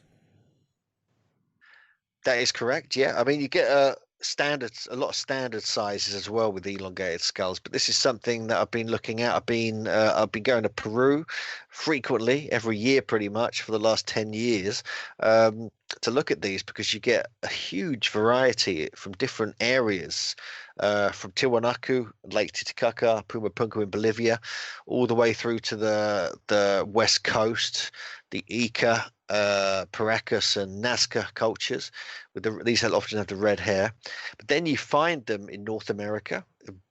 Variations, not just. I mean, people are questioning if this is cranial deformation, which is probably likely. But there is some evidence in the Peruvian skulls where they seem to be born like that. Now, this is where it kind of gets weird. But there's elongated skulls have been found in Iraq that are 8,000 or 9,000 years old. So we're looking at, who are these people? Were they really doing head binding that long ago? We have evidence in the Olmec culture of Mexico. There's even you have different forms in the Far East, like China and Japan. So all over the world, you find this tradition, which is an extremely bizarre thing to want to do to your children, of crushing their skulls with wooden boards and tying hemp around it to make it longer. Which baffles me. Also in Australia and Africa have them as well. There's even traditions now in Polynesia, I think Vanuatu, where they still do it, and some tribes in Africa, I believe, as well. So this is a strange one, but you often get there is sometimes a connection between those and the giants. There are some crossovers in some areas. It's also interesting that now. I may have seen this on Ancient Aliens or one of these things, but the connection with the elongated skulls, supposedly they're trying to mimic the wisdom of whoever's come here with elongated skulls, i.e. aliens or something, and so that is perhaps why they're trying to mimic them to try and get their wisdom. But they've been pointing to people like the popes and the bishops with their elongated hats, and also ancient Egypt with their elongated kind of hats as well. Were they actually disguising skulls under those hats in ancient Egypt is one of the questions I think was put forward. And are we alluding to, in our modern way, in some way, through the religious side of things, to that kind of era where maybe we encountered beings with elongated skulls? It's one of those things that's been thrown up from time to time, I think. Yeah, that's a very good possibility. Don't get me wrong. And there's, I've actually talked about that on Ancient Aliens once or twice. But yeah, you do get that. I mean, the fact is, some of these appear to be naturally elongated. That's the weird thing. And so, if that's the case, then we're looking at a whole other type of human again, a whole other aspect of humanity which is being completely disregarded, covered up, or just lost. So that's a whole other thing here. But yeah, you do get that in Egypt. But also, one of the things which is like pretty much standard around the world, I think. I mean, not everywhere, but in most cases, seems to be a royal class were doing this to their infants. They were doing this, so they were like, they were kind of it would make them taller, it would make them stand out. It could even affect the pineal glands. It could even affect intelligence, or they could have believed it could anyway. And there is one suggestion that it would actually create telepathic and telekinetic abilities, hence moving big stones and having magical powers, being sorcerers or shamans, which again is like this elite status, which many of the giants would get together in small groups and rule over, the commoners or the standard sized people. Well, this is back to the David Icke thing, of course, the kind of like the divine right to rule. In the ancient days, the royal families literally thought they had a right from God, or they were kind of put in the positions from God. Now, I wonder if God was actually the guards, as per the ancient Hebrew texts. Could it be that these whatever they are beings, could they have come from another planet? Could they be these star gods that have come down, and could they have started meddling with human hybrids and creating human hybrids? So you've got kind of two classes. You've got the the royal family, which is the elongated skulls, the kind of like the highly psychic attuners, and then you've got the common cattle, which is basically us. But then you've got to wonder, where did the high class go to? Where did the kind of like elongated royal class go to? What's your theory on that, Hugh? Well, I think, I mean, in a general sense, there could be something in that. I mean, no one really knows. I'm aware of Zachariah Sitchin's interpretations of the Sumerian text and so forth. There are other ways to look at that. Christian O'Brien's done some brilliant work on that in the book The Genius of the Few and the Shining Ones, which is not so kind of matter of fact, nuts and bolts kind of spacecraft type thing. It's more like, emerging from other dimensions and different realities and so forth. But it does seem like, I mean, there was this royal class. I think, I've got to be honest with you, there's people today ruling countries, ruling banking. This is, we're probably getting into David Icke territory here, who believe they're ancestors of these people, of these royal class people from prehistoric times, from the Bible lands, from the Watchers and so on and so forth, and they're actually connected. So that's why there is some fascination still with this between so royals today, in certain places they believe they're connected. Well, I mean, to these. So Prince Charles came out and said that not only is he related to Vlad the Impaler, but also to the ancient Egyptian pharaohs as well. He said he can trace his bloodline that far back. I bet you. It wouldn't surprise me. I mean, I don't know about that, but that wouldn't surprise me because I believe that you look at these royal families now, they only breed between themselves and other elite families. There's no and there has to be some connection, or it won't happen. It won't be allowed to happen. Not only that, Hugh, but every single president that's ever been elected to the United States. When there's a choice between two candidates, the candidates that has got the closest blood links to the English royal family are the ones that tend to get in. I don't know if Trump's an exception, I don't know, but they tend to be. And also, if you look, I don't know if you've seen this, if you look at George Washington's face and then compare it to the Queen of England's face, there's a huge similarity there. I don't know if you've seen photos of that. I haven't noticed that, but my mum, yeah. But my mum looks like the Queen, so what's going on there? It's like you're of royal descent, then. Interesting. Yeah. Maybe one of them, Hugh. You're one of them. So, with the giants getting back to Britain, then, are we suggesting that they might be related in some way to the giants of North America? I mean, by the sounds of it, these ones were used possibly as some sort of servant types, and which reminds me a little bit of if you think of Lord of the Rings, those movies, they had the trolls, mountain trolls, i.e. that come on from somewhere high, they're like 20, 30 feet tall beings, sort of monster-like, probably eating people as well, were used in the Lord of the Rings to push their catapults and things like that towards the fortresses to fight for them and stuff like that. They were used as sort of big grunts, basically. So I mean, and the legends of trolls are around in sort of Scandinavia, and we mentioned Orkney earlier on in part one, which is very closely connected with Scandinavia because obviously the Vikings ruled Orkney for about 600 odd years. and they do have legends of giants up in Orkney, as you mentioned, and things. So were these kind of British equivalent giants used as literally like big trolls, big grunts to move things, or were they a little bit more intelligent? Are we dismissing them a little bit?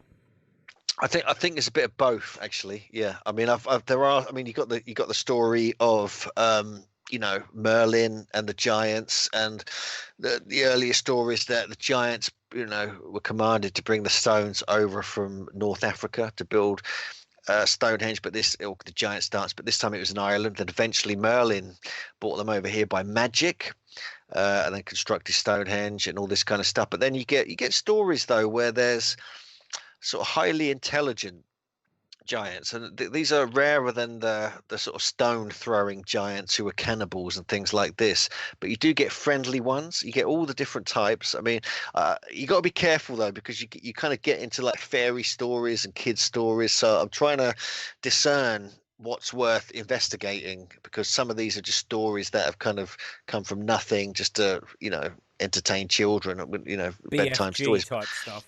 Yeah, but there's there's always, if you just look deeper, you go into the older stories, the older records, try and find the oral histories, you find a bit of both. You find this highly intelligent megalith building who could who built these amazing forts, who could shape the landscape, who could control the water, who could influence the weather. This whole idea of sowers of thunder.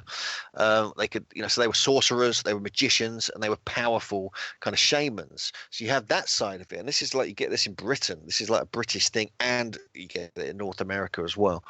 And then you have these other kind of type who are much more a bit silly, a bit dumb, can get tricked. Most of the Jack the Giant Killer stories are tricking the giant, getting him to stab himself or cut himself so he bleeds to death, and all this sacrificial kind of pagan sort of motifs in it as well. And so you get a bit of both really. But I think you got to follow both, because often the stone moving giants who are less intelligent are the ones who are somehow shaping the landscape, creating the megalithic sites, as well as the intelligent ones who are kind of probably controlling it a bit more and having a different level. So I think there's different levels, but both of these sort of principles are at play.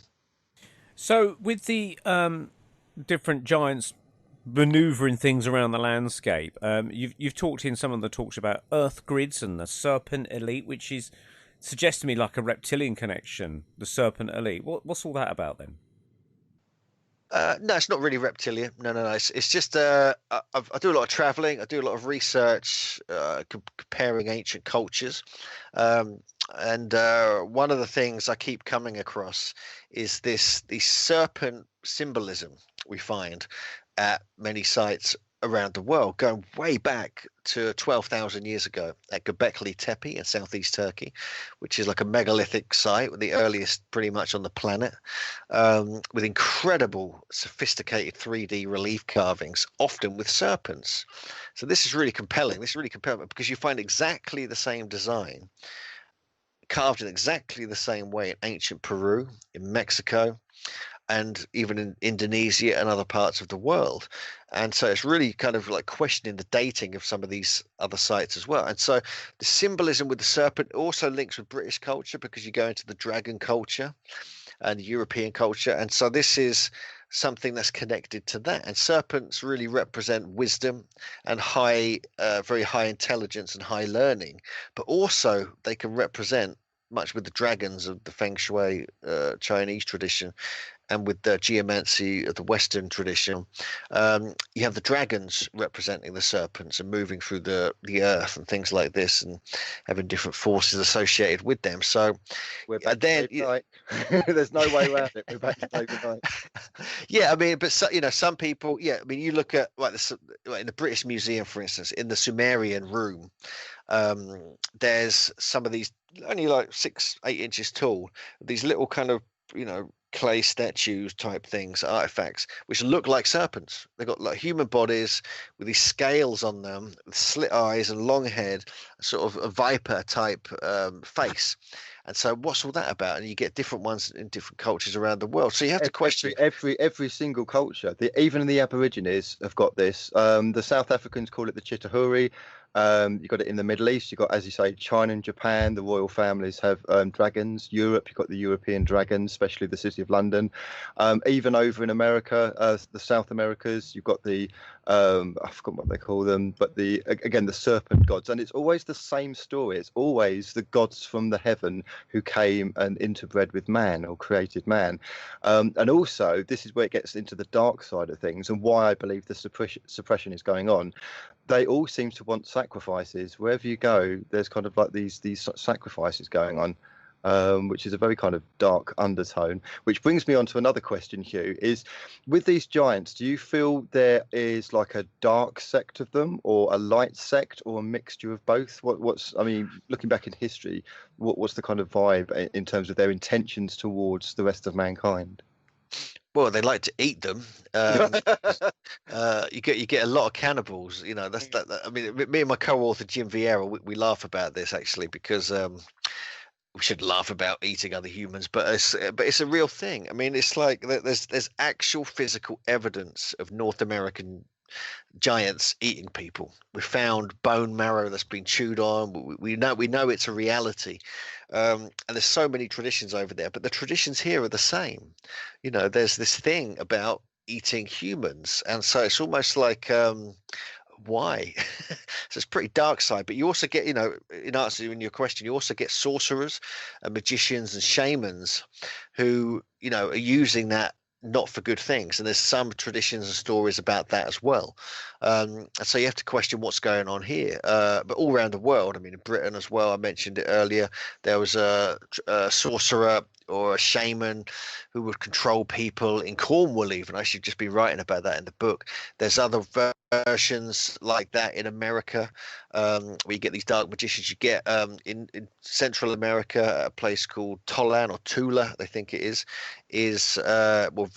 Quetzalcoatl, who was the sort of bearded, plumed serpent figure, the kind of god of ancient Mexico, who was actually probably around, you know, a couple of thousand BC or beyond. There's references to him going that far back. He had to do battle with this dark god, you know, this dark version of himself, you know, and this was a whole story in all the traditions there, and he had to flee from that area. He lost the battle of dark and light and had to move somewhere else. So you do get these stories, and they do also occur here in Britain as well. Have you seen the logo of Alfa Romeo? Yeah, I'm aware of it. Yeah. The Alfa Romeo logo essentially is a dragon eating a human.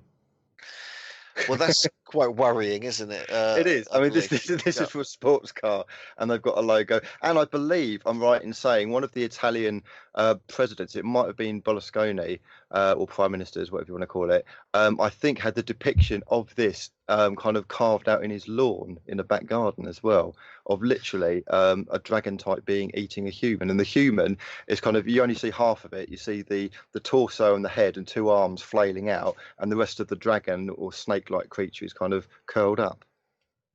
Bit disturbing. Well, that's really delightful. Thanks for sharing. Shades of V coming along there, I think. Yeah. So, with the Serpent Elite, you've also mentioned Earth grids as well. So, what are Earth grids, and is that connected with like the giants, or is that a completely separate thing? Yes, it's kind of a separate thing. It's a book I actually wrote about quite a while back, about 10 years ago now, actually. And it's one of those wooden books called Earth Grids: The Secret Patterns of Gaia's Sacred Sites.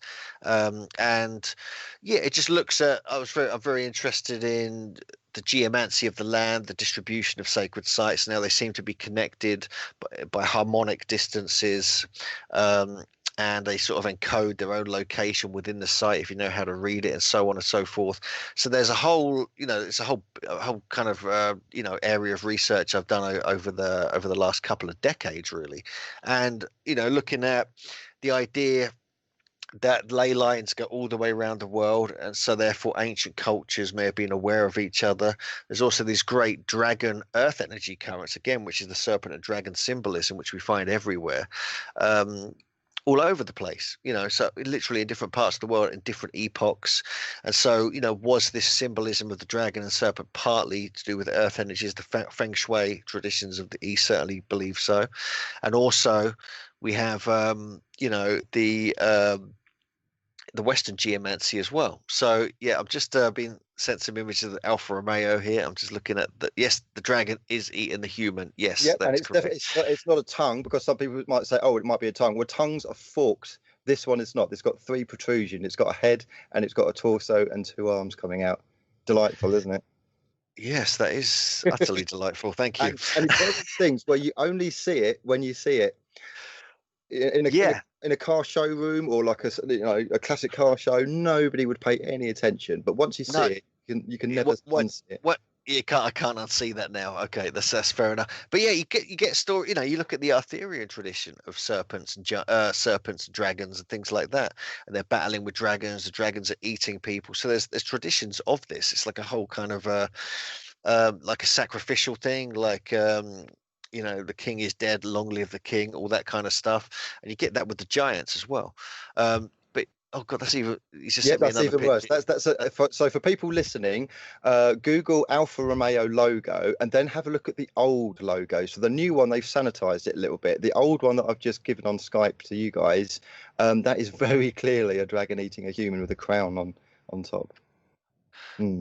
That is interesting symbolism. That's something my partner JJ Ainsworth would analyse, because she's a brilliant ancient symbols researcher. Yeah. But I'll have to get her to have a look at some of these. I think it's just a mermaid with a long tail.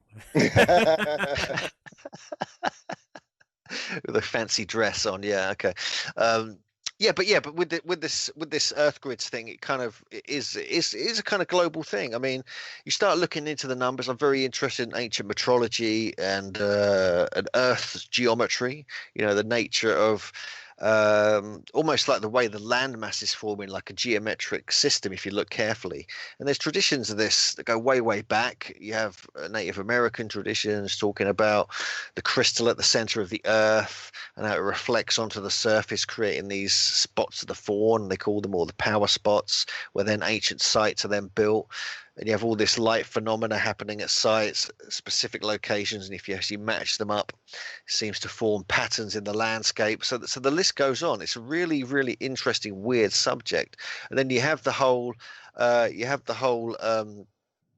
idea that these sites were built connecting earth energy currents together and making this system around the world, certainly around countries and smaller areas, for energetic purposes, to like fertilize the landscape, to keep what John Michel would call an enchantment of the landscape. So they were manipulating these energies with stones, like acupuncture points on the surface of the earth, to harmonize everything, to harmonize these dragging currents, which were chaotic and problematic, what we now today call geopathic stress. And actually create this enchantment and this level of consciousness by manipulating the natural energies of the earth. And this is what people that dowse can sort of tap into, the ley lines, the energies of the stones and things like that. I've met a gentleman recently who claims, I mean, I've never, I only met him for an afternoon, but I hope to sort of catch up with him soon, actually, because he's doing, I think, a future workshop. But he's doing this thing on dowsing, and he was saying that everything, humans, plants, animals, leave like a trace, in the same way that we might leave a footprint, that, you leave a human energy footprint or a plant footprint. But he's even talking about the fact that he can trace by dowsing where aliens have been walking down the street or the fields or wherever, and also dowse where supposed UFOs have landed and things like that. And when I actually met him, I went to his garden. We were sitting in the conservatory, and he said that a lot of these aliens are operating outside our human perception. So they're like a frequency outside our normal perception of what we can normally see, and they're walking around, but they leave this kind of trace, a residual trace, which he can douse upon. And when I was there, it was quite strange, because he said that he's somehow communicated with these aliens, and they were unaware that they were being observed by him, but they've somehow formed some sort of communication with each other. And this guy Jeff, he said that he told this alien woman, supposedly, that I was going to visit him this afternoon. And so she was very interested to know what I was like. And whilst we was having a nice cup of tea, he said, oh, this alien woman, he said the name, and I can't remember, is out in the garden, and she's looking at us right now, which is a bit weird, to say the least. Very strange. But there you go. That's Thing is, though, Neil, putting on the scientific hat, how would you prove it other than his word? I can't. Although, having said that, he did give me an interesting dowsing demonstration where a certain person who's quite well known on the ET world, as such, was there, and she sat and sent her telepathic thoughts to a target, and he moved the dowsing rods in front of her line of sight, if you like. And they basically cross these dowsing rods, which was very interesting. And then he put a board in front, some sort of board, I can't remember what it was, it might have just been cardboard, in front of this beam that she was supposedly sending out, and he put the dowsing rods the other side of it, and it somehow blocked the beam, which was very interesting. So that was one small piece of evidence in favour of it. But as for the rest of the aliens, I can't say. A lot more investigation would have to be looked into. But I think it really taps into what Hugh's been talking about, which was a lot of these ley lines, that energy that maybe the stone circles are connected to, that kind of thing. Well, I'm absolutely terrified now. Thank you. And that's... Talking of terrified, I did actually find the image of the garden. I was right. It was Silvio Berlusconi's house. And there was quite clearly in his lawn a nice little image of a snake with a royal hat, crown on, eating a man. Oh God, what is wrong with these people? God. Oh, it gets worse. But the thing is, I think it's all coming out because we've got all of these pedo things coming out. You know, Jimmy Savile saying that he was a fixer for the royal family, whatever that means, whatever a fixer is. You've got all these other kind of like in paedophile investigations of top-notch, high-class people all coming out, and there's a very creepy, touchy-feely. I can't remember which guy it was, but it was one of the top senators in the US, kind of like in full view of all the cameras with lots of people like groping and touching a girl. And there's another woman that's basically telling him to shut up and move along. And it's there's something very dark going on, because I mean, in the ancient times we keep getting told about virgin sacrifices. What does that mean? Children. Let's just say it how it is. Children sacrifices. Now, if that's not dark, I don't know what is. And we wonder why we've got all the wars and all the killings, the destruction, and why things never get better. Whatever government you kind of bring in, things never really seem to get better. Here in the UK, for our American audiences, we have something called the NHS, the National Health Service. So we've got doctors that are underfunded. We've got not enough money for health services, not enough money to help homeless people. And yet we've got £220 billion, billion with a B, to spend on things like Trident nuclear missiles.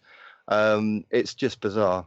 It's absolutely bizarre. I think David Icke, although I don't agree with him on everything, and I keep going back to him, I think he's bang on the money with a lot of things that he says. I don't know what your position is. We were scared of giants. Yeah. Well, I think it all ties in.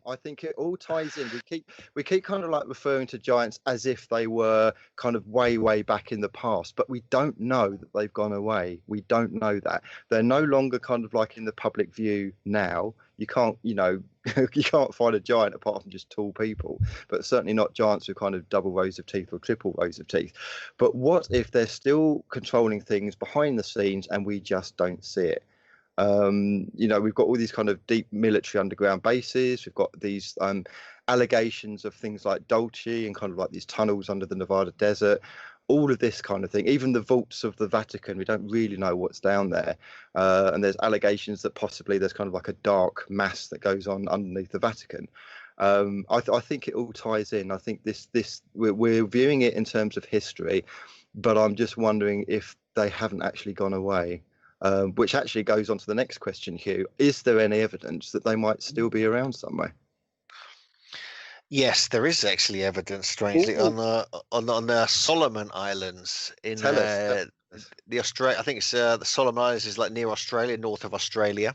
I've actually got a book about it, but there's lots of strange stuff. There's supposed to be a lot of other UFO and weird activity there, but people apparently have been there, witnessed these very tall kind of tribal people, extremely tall, and most people who go there tend to disappear.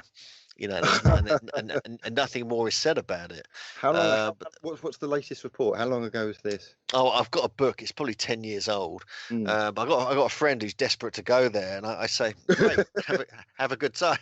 But it's still some of the jungle and mountainous area there is still unexplored. Because it's such a thicket of jungle and so forth, and difficult terrain, and so there are stories like that going on. There's a lot of stories I've heard of, like even in Antarctica and so forth, of so-called giants living under the ice. And interestingly, there are actual reports of giants on Antarctica from just a few hundred years ago, living giants on the southern tip of Patagonia, which is the southern tip of South America, going over. And this was actually Captain Frederick Cook in 1901. He actually photographed some giants who were living right on the edge of Antarctica, with the islands in between there and Patagonia. So and you've also got Admiral Byrd, of course, the Admiral Byrd thing, where he flew over and he apparently photographed or at least saw kind of mountains and terrains and trees and all that kind of thing. Well, yeah, and you got the old maps. You got the Phintius Oricus map. You got the Charles Hapgood research, the Pires Res map and stuff, which appear to show Antarctica without ice. So therefore, it must have been before the last ice age and so on and so forth, or certainly just after it, where it's got just like a green landmass with mountains and hills and things like this. So there could be more to be found under the ice and under the sands in certain parts of the world. And this throws into question the whole kind of global warming thing. Are they worried about global warming because something might be uncovered within the ice that they want to keep hidden? Yeah. That's a valid idea. Yeah. And also, like if you go to Google Earth, it all blurs out over the North and South poles, completely blurs out. And interesting, this relates again to the Earth grids thing, because there's some work done by Ivan T. Sanderson back in the early 70s. You're probably aware of him for his paranormal research. And one of the things he was doing, he was also a biologist, but one of the things he was doing was mapping around the world where strange disappearances, anomalies, gravitational effects, time dilations, etc. have occurred. And there were 12 spots around the world. North and South Pole were two of them. And then there's Bermuda Triangle, the Devil's Triangle off Japan, and so forth. And it all kind of formed into 12 points of a harmonic shape. And this shape was a platonic solid called the icosahedron, which has 20 triangular faces, but where the points pop out and would touch the surface, or the vertices, that's where these would happen. And there's 12 of these points around the world with the 20 faces. So that is interesting in its own right. That you get like anomalies happening at the points where there would be a geometric shape in the planet, and the North and South Pole are where the most intense, because you've got the magnetic field coming out of the North and South Poles, really, and they're wrapping around the planet. There's definitely something strange going on there. This whole idea of hollow Earth. You've got underground bases. There's legends of giants actually in there as well, who live under the earth in the Himalayas and so forth.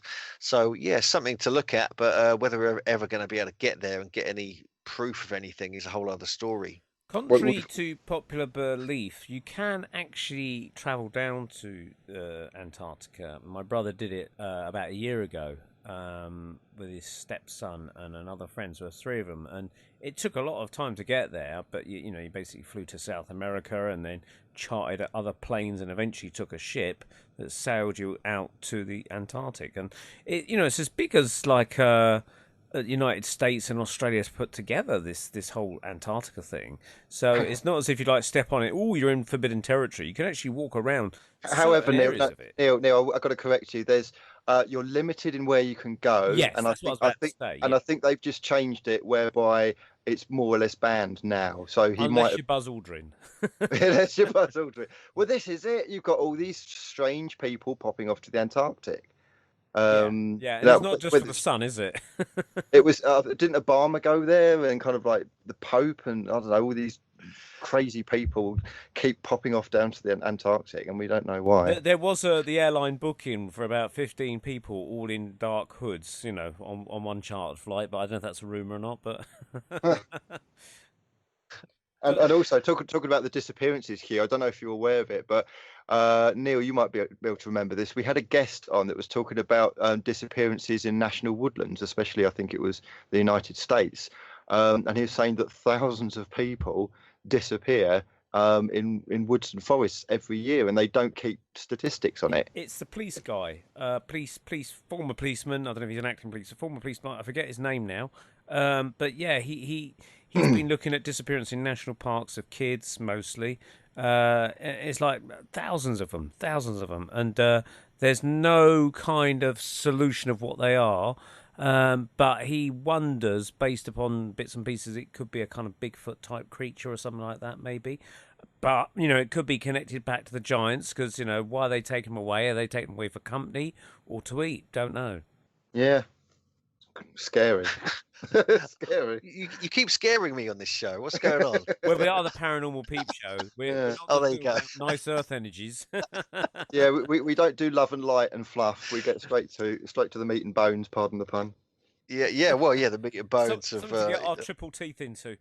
Yeah. You got double rows of teeth are there for a reason. So you got to use them. Anyway, Hugh, we're coming up to the end of the programme. It's been a fascinating couple of hours. Before we go, though, could you give us some insights in what you're planning? You've talked about a book you're writing as well, aren't you? Yeah, we'll do it. Yeah, the current book we're working on is called The Giants of Stonehenge in Ancient Britain. It's going to be by myself and hopefully my co-author, Jim Vieira. He's based in America, you see, and yeah, that's going to be out probably later this year, probably towards the end of the year. A previous book I did with Jim is called Giants on Record: America's Hidden History, Secrets in the Mounds, and the Smithsonian Files. That's like a hefty book. It's like 400 pages. And you can get it on Amazon, all that kind of stuff. And yes, it's going well. People like it. We're selling quite a lot. It's a strange subject, so we weren't expecting to get rich off it or anything, obviously. But I've also done a little book recently called Stone Circles, just covering. It's a small book. It's one of the wooden book series, brilliantly put together with my editor John Martineau. And I'm working on another one of those about giants, of course, the Little Book of Giants, we're going to call it, and one about pyramids. That's all in the future. But yeah, if people want to, come and experience what we do, where we do this conference, you guys should come along sometime. You're very welcome. Do a conference called Megalithomania, and it's based on John Michel's 1982 book. He actually founded the conference with myself and my editor John Martineau and Gareth Mills. I now run it myself with my friend Diana Brown and a couple of other people, and we do it every May. It's on the 12th, 13th of May this year. We do private tours to Stonehenge and megalithic sites. We've got people like myself and Andrew Collins do lectures there. We've got Terence Meaden, a professor who's done paranormal research on crop circles actually and plasma storms, and various other people like well-known people in the ancient mysteries world are coming to speak. So that's a project we'd be doing it every year. It's a lot of fun. It's at the Town Hall of Glastonbury, and of course you get to stay in Glastonbury, which is the most cosmic town on the planet. You could say arguments about that, but yeah, we do tours as well. One of the things we're really passionate about, what I love doing, is traveling, as much as possible while my legs will carry me.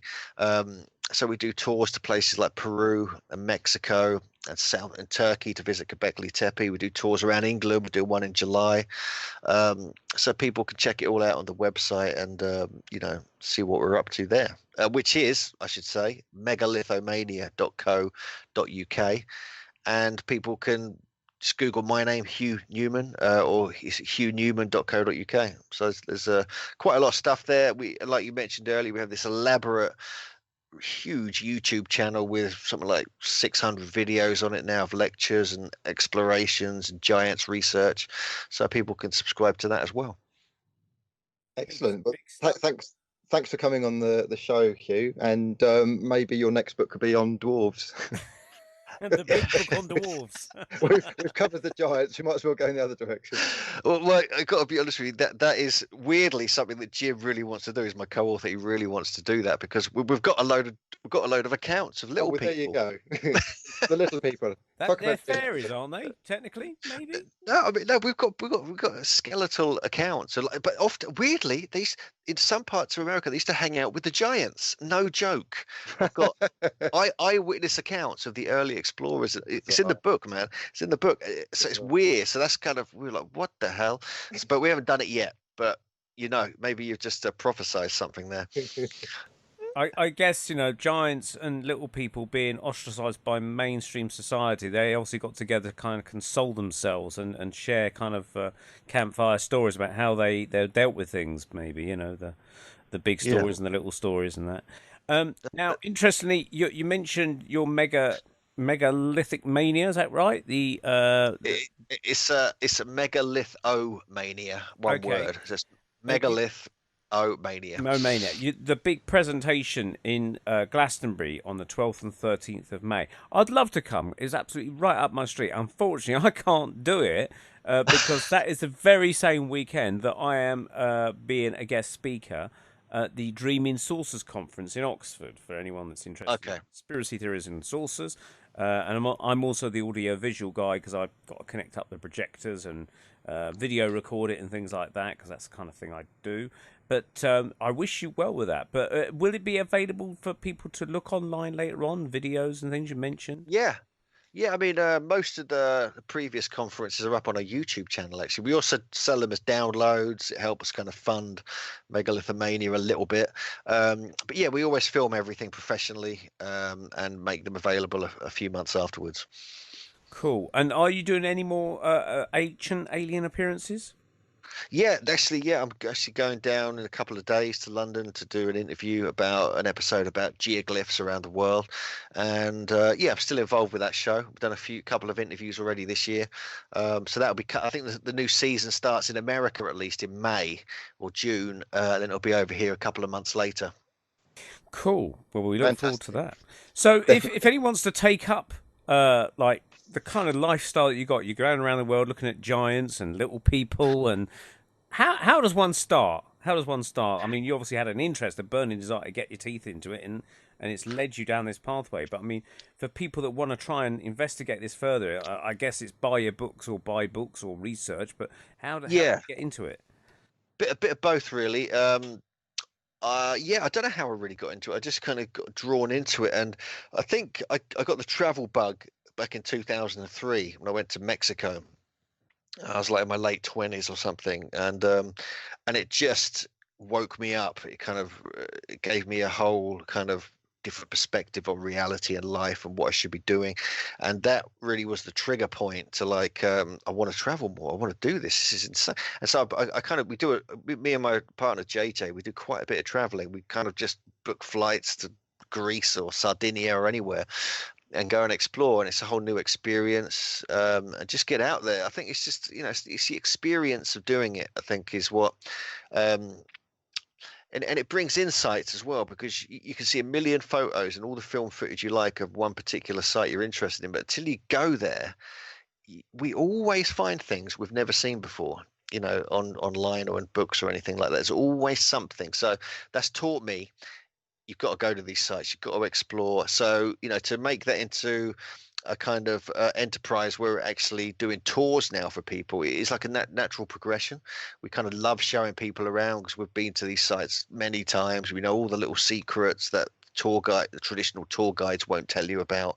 They won't give you the alternative history. They'll just give you the fact, what's on Wikipedia or whatever. And so that we feel that's our duty to do that kind of thing, as well as our own explorations too. Great. So anyone who's interested in going on a tour with you can find out via your website when you're next planning things. So that's something for them to investigate. And the other burning question I have, which as we close, is that obviously when you go to America and they say on the immigration and things, when you and your reason for visiting the United States, do you actually say, well, I'm coming to investigate giants? I mean, what do you say? No, I'm going to say that from now on. Now you've said that. No, I tend not to say things that might get me thrown out of countries. It's a little trick. You just don't say anything. Yeah, just a tourist. Yeah. Yes, it's easier like that. Yeah. Yeah. Cool. Okay, it's been a fascinating couple of hours. So thank you very, very much indeed, Hugh, for taking time out to chat to us on the Paranormal Peep Show. Any final thoughts, Andy, before we go? Yeah, very, very interesting. I just want to mention one event that's coming up. It's at the High Elms Manor in Watford, and it's at the ufoacademy.com. And we've got Duncan Campbell, Leo Zagami, and Colin Wolford. So it's a series of 3 very fascinating talks. It's £20. You can get them on the website, ufoacademy.com. And I'm actually doing a few psychic readings. I've got some psychic readers coming in.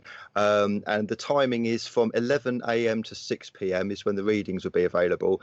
And in terms of the talks, there'll be kind of like an hour here, then a break, then another hour, then a break, then another hour. So it's going to be kind of like that. So that's ufoacademy.com. That's High Elms Manor in Watford. And that's May the 6th of this year. Thanks, Hugh. Thank you very much. Thank you very much. It's been a fascinating chat.